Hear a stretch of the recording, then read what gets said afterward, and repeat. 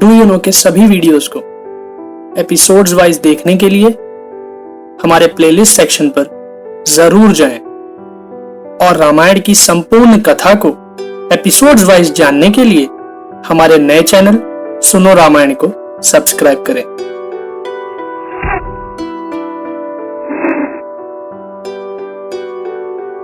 दोस्तों, राजा दशरथ के इस प्रकार गिड़गिड़ाने से भी रानी कैकेयी का हृदय नहीं पिघलता है और वह कठोर वाणी से राजा दशरथ से कहती हैं, राजन, यदि 2 वरदान देकर आप उनके लिए इस प्रकार पश्चाताप करेंगे तो इस भूमंडल में आप अपनी धार्मिकता का ढिंडोरा कैसे पीट सकेंगे?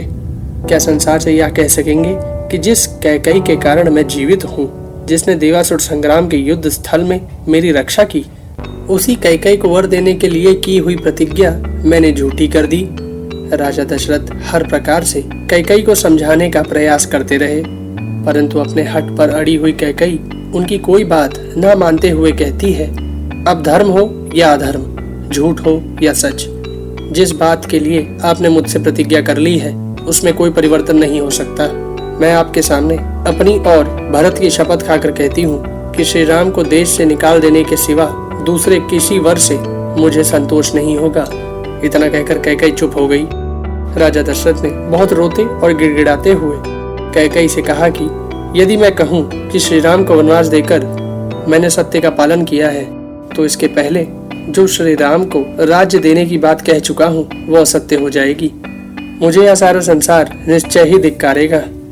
लोग मेरे निंदा करते हुए कहेंगे कि राजा दशरथ बड़ा ही मूर्ख और कामी है, जो एक स्त्री को संतुष्ट करने के लिए अपने प्यारे पुत्र को वन में भेज रहा है।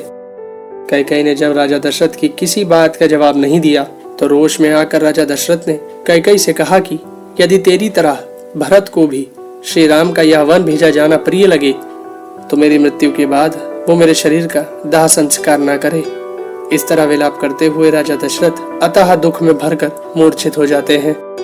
विलाप करते करते राजा दशरथ की वह रात धीरे धीरे बीत गई। प्रातः काल राजा को जगाने के लिए मनोहर मंगल गान होने लगा, परंतु राजा दशरथ ने तत्काल अपने आदेश से उसे बंद करवा दिया। राजा दशरथ पुत्र शोक से पीड़ित होकर वेदना से छटपटा रहे थे।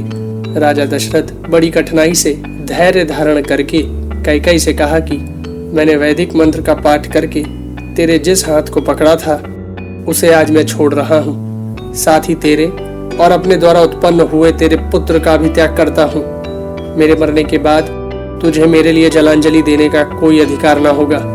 सूर्योदय हो चुका था। उसी समय महर्षि वशिष्ठ जी अन्य ब्राह्मणों के साथ उस स्थान पर पहुंचे जहां भगवान श्री राम का राज्याभिषेक होने वाला था।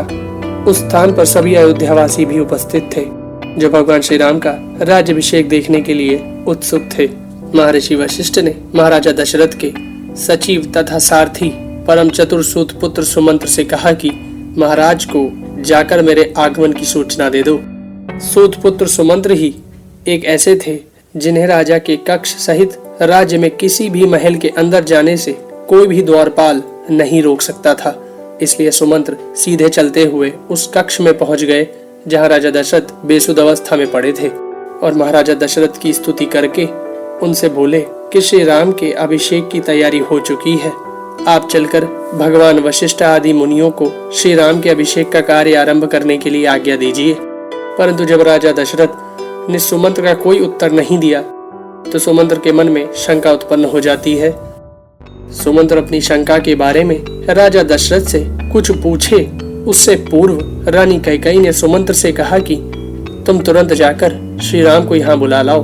तो सुमंत्र ने कैकेयी से कहा कि मैं महाराज की आज्ञा सुने बिना कैसे जा सकता हूँ। अपने मंत्री सुमंत्र की बात सुनकर राजा दशरथ ने सुमंत्र से कहा, मैं श्री राम को देखना चाहता हूँ, तुम शीघ्र उन्हें यहाँ ले आओ।